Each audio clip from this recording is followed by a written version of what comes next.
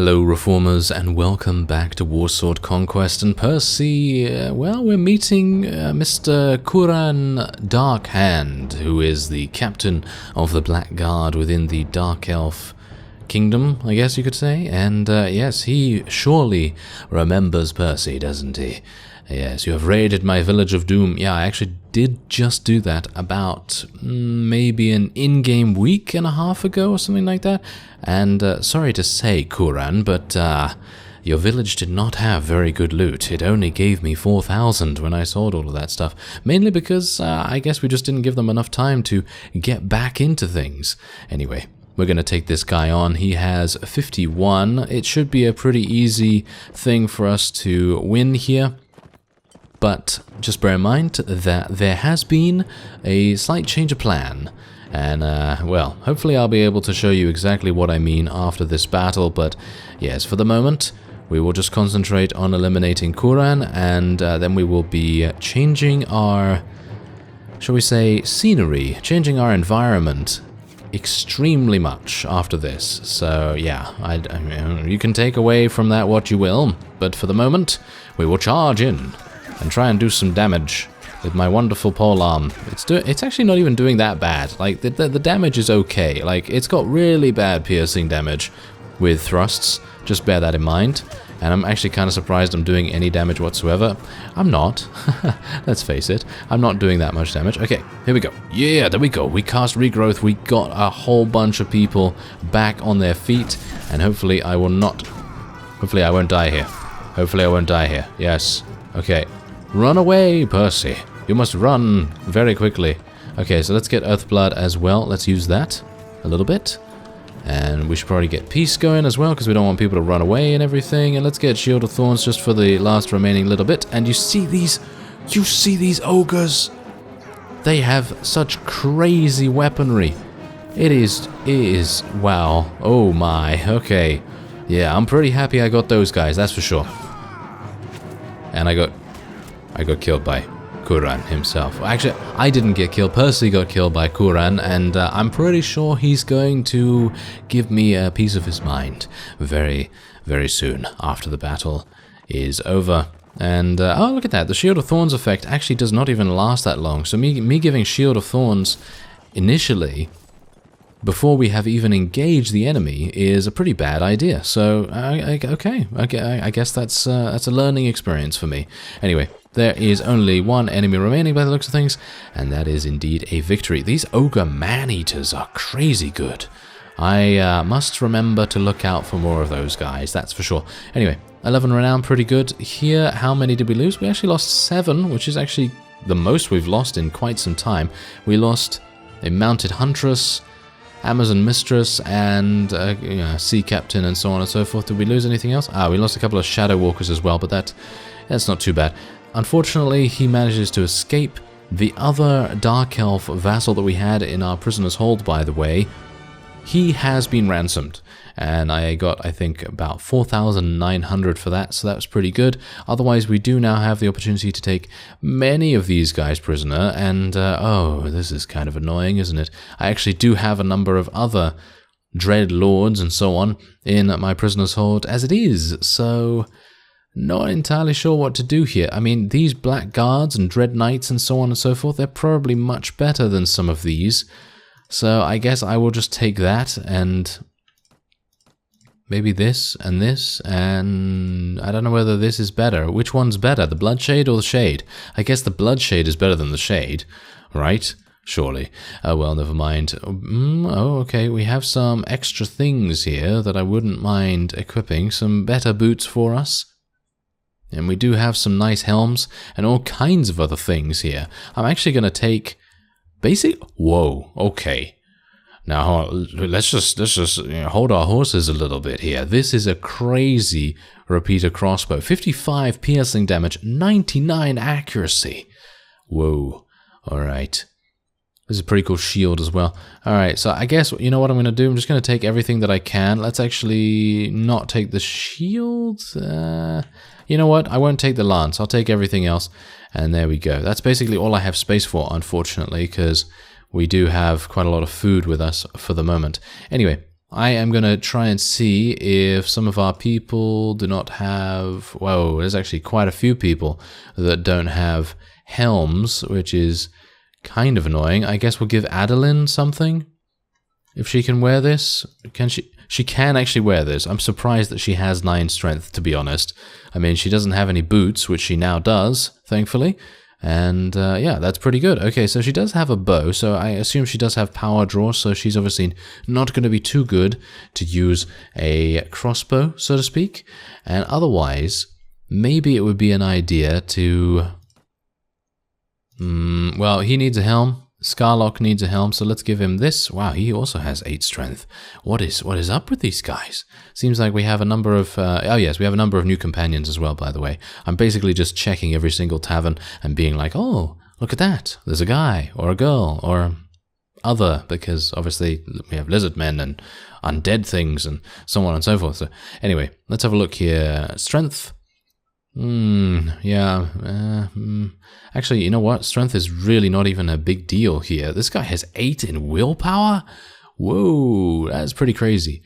Okay, well, agility is probably not going to be any good either. You know what? I guess I will just go...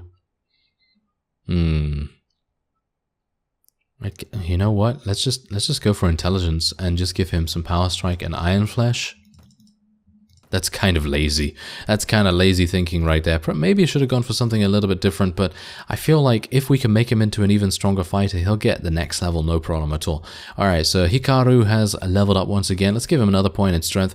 I'm finding that leveling up strength is kind of important for the companions that are usually about 100 gold to recruit, because those guys are...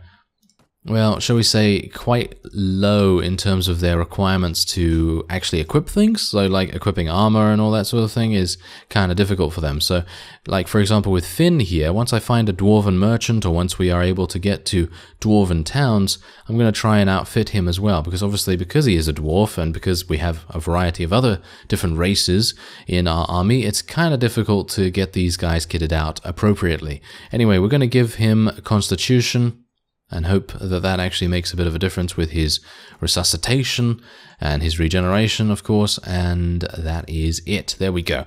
Alright, so I do have my boat very, very close by here. I was going to say boat slash ship, but yes. That basically means that the mod crashed. Yes, the mod crashed, unfortunately, and, well, I mean, I suppose that's not really surprising, considering I'm still running on the base version of the beta edition of Winds of Magic, so obviously that is going to be a thing. Sometimes, you know, sometimes you're going to have those things happen.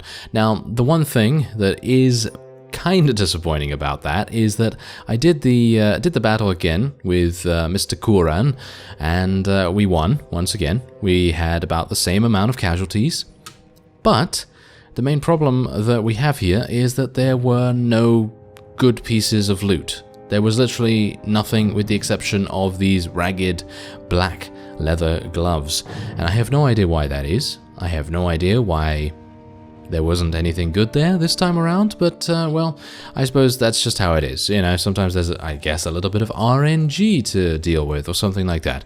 Anyway, point is, I actually did find, in my journeys around the land, a high elf merchant. Yes, a high elf merchant, and I was able to purchase this Phoenix poleaxe, which I think could be pretty cool to use. It does have much less damage than the Skaven halberd. It also does not have a bonus against shields, but its weapon reach is much better, and it does have more thrusting damage. So if I am going to use it on a horse, then it's obviously going to be a little bit more effective than the Skaven one. Anyway, let us continue onward, and maybe I can get into my ship without having any problems, but I suppose it wouldn't make any difference because I've saved now, so yeah. Mr. Kuran will no longer be seen. I was unable to also take him prisoner once again. He was a little bit slippery. And the thing that I actually wanted to tell you about before all of this annoying stuff happened is the fact that the Tomb Kings, yes, the Tomb Kings have decided to declare war against the High Elves and well, you know what that means. We're going to be heading over there and seeing if we can participate in a couple of battles. Alright, so I made my way over to Tomb King's territory, and everything was pretty smooth sailing, and I was able to raid a village pretty quickly, actually. And we're going to take a look and see if there's anything good here. There's strong wine, fine linen, fine butter. Nothing really great, actually. A little bit surprising that there's not that much good stuff here. I'm going to swap out a couple of the pieces of cheap bread here and a little bit of the things that we've already eaten a lot of, and then we're just going to take as much as I can of this stuff. There we go, that's it. That's all I can take, unfortunately. Now we are here, and I will attempt to try and find a Tomb King vassal of some kind. I don't exactly know whether they are at war against anyone else, so maybe it would be an idea for me to take a look at that. And there's not really anyone else around here. Kind of unfortunate, really. I mean, I guess what I could do is go to the Pirate King Fortress. I suppose that would make the most sense. Or maybe it wouldn't. It really depends. Oh, that was a Tomb King's caravan. Shall we just attack the caravan? Let's just attack the caravan. I mean, why not? You know, it might give us an idea as to the strength of the enemy's units as well. I demand something from you. Hand over your gold and valuables. Well, see, here's the thing. Technically, I don't even want their valuables because I have a full inventory, so it's not really going to work out too well for me, but I suppose it will give us an idea as to how... Okay. Oh, yes. I see. It will give us an idea as to how insanely powerful the Screaming Skull Throwers are. Okay. Well, that's interesting. Where are they? Where are the Screaming Skull Throwers? Because they absolutely destroyed most of our forces. There's a Tomb Sentinel that I just eliminated there, and oh, this reach! The reach of this weapon is crazy. Does not have a lot of damage though. That's the main issue there. Screaming Skull Deadeye, Screaming Skull Throwers. Whoa, okay. Now, here's a little bit of backstory on my, shall we say, history with the Undead faction. Basically, my first ever foray into Warsword Conquest, which was way back, I think in 2014 or something like that. Well, that was with a small little guy called Inigo Vigil or something like that, and he was an undead. He was a Tomb King, and yeah, so that is very crazy to me to see these guys running around here. That is pretty amazing, because the last time I knew, they didn't really have that much functionality when it came to ranged abilities, so pretty awesome to see that, actually, although a bit scary. Very scary indeed. Okay, so let's have a look here. Cheap bread, I guess I'm just going to swap that out and get the Necropolis armor. Yes, Necropolis armor, if I can say that. And otherwise, I think what we want to do is probably still go to the Pirate King Fortress. We still want to do that. And we'll see. I mean, I think it's nice to get a little bit of a change of pace here. I'd like to, as I say, still get into a battle with a vassal. I think that would be quite nice. And, oh, here's Eleanor, who is apparently also a pirate. I mean, you can kind of tell from her outfit that she is quite a pirate.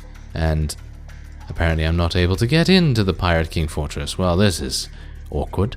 Alright, so I am actually on my way back from selling now, and, well, I sold for about 4,500, and we have now come across this. Now, last time we did one of these events, it didn't really work out too well for me, so maybe it's going to work out a little bit better this time. Your troops request a few hours of revelry and entertainment at your expense. They claim it would be good for morale. These festivities will cost you 400 gold. Sure.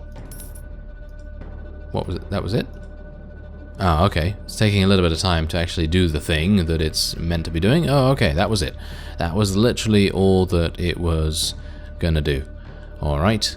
Well, I don't have any problems with that. Yeah, so as I say, we did gain a little bit over 4,000 from the loot. Not exactly breaking the bank, are they? No, not really. Otherwise, we do have a couple of people that have leveled up here as well. Bear in mind that the level ups that I did previously were, well, you know, invalid, I guess. Anyway, we're going to try and see if I can find a Tomb King. Aha, hello there. I see, we have found a Tomb King vassal. Now this is gonna be kind of difficult because you saw exactly what happened when we were up against a Caravan, and they only had what did they have? 1 or 2 of those Screaming Skull guys, and these guys have about 4 of those. So you can imagine 4 times the trouble. Anyway, let's do it. We're gonna do it, and we're gonna try and see whether we will be victorious. 93 against 88. I can assume that the magic they have access to is going to be very powerful indeed, but I have faith in my archers and my amazing weaponry and so on and so forth. It seems like the text log has given up for some reason, not entirely sure why. Oh yeah, by the way, in the tavern, I found these guys.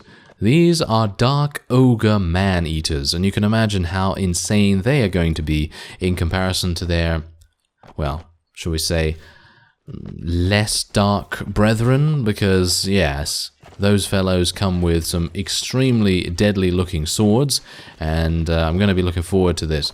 Although, maybe I shouldn't, really, because look at those guys. Do you see those guys on those little, shouldn't say little, they are huge cobras of some kind, and they are riding them, and, well, suffice it to say, they're very hard indeed. They are Necropolis Knights, as far as I recall, and, well, they are going to be very difficult for us. So I'm gonna just very quickly get peace out. Yes, we're going to get peace out, and then we're going to get Shield of Thorns. Everyone must be shielded with thorns, and then we will do a little bit of damage with our polearm here. So let's see if I can do a little bit of damage with this. It's obviously not going to work out too well being on this mount, so I'm just going to put my horse into the kind of center there to make it so that it's a bit of a barrier, I guess. And how are we doing so far? Not too bad, not too bad. I'm actually kind of surprised. I am pretty surprised about that. Okay, let's see if I can do a little bit of damage. Whoa, those Necropolis Knights, you know, you can tell that they're pretty scary. You know, I mean, their actual appearance is a little bit scary, and their prowess in combat is even more so. Let's see if I can get... Yeah, there we go. That's a nice kill for me, as far as I can tell, at least, with the text log having given up. And hopefully Percy will not give up anytime soon. And, I mean, you can tell. Look at him. He's prepared. He's wearing archer armor, but he's prepared with his poleaxe to do some damage. Yeah, there we go. There we go. Another kill for Percy. Very nice indeed. I gotta remember that I can use healing potions if I need to. Let's do a little bit. That was not very good. That was not very good at all. One of our Amazons got eliminated right there. I've got to get very much used to the range on this poleaxe. It is so good. It really is. And I can basically just stay so far out of range of any enemy unit, with the exception of obviously other people that do have the same kind of weapon. And that reminds me, we really do need to spec into some athletics, because being able to catch up in these kinds of situations is a really good thing to do. Anyway, we're going to just try and cast a little bit of regrowth here, get our people back on their feet, because as you can see, 23 of them were wounded, and hopefully me casting that will get them back up and, you know, fighting fit. Anyway, that seems to be it. You were victorious. Very nice indeed. There we go. We only lost 4. How many did we lose? I mean, what did we lose? Dragon Guards, Amazon Mistress, and an Illyrian Harbin. Oh, okay. That's actually not even too bad. And we do get to take him prisoner, which I am going to do. Even though he did actually seem to be pretty nice about the whole thing, so I'm not entirely sure if I should have done that, to be honest. Oh well, never mind. I am actually going to, right now, take a very quick look at the Tomb Kings and their troop trees, because I'm very interested to see those Screaming Skull guys and see how incredible they actually are. Anyway, let's have a look here. Where are they? Necropolis Knights, as you can see, are way up there. Top tier units. Really cool Necro Serpents that they are riding. Extremely cool. Otherwise, let's have a look. Aha. Okay, that's exactly the reason why they were able to do so much damage. These Screaming Skull throwers and Deadeyes and so on and so forth, they have a Lich spell that they are able to throw at the opponent, and that is going to be causing a huge amount of damage right there.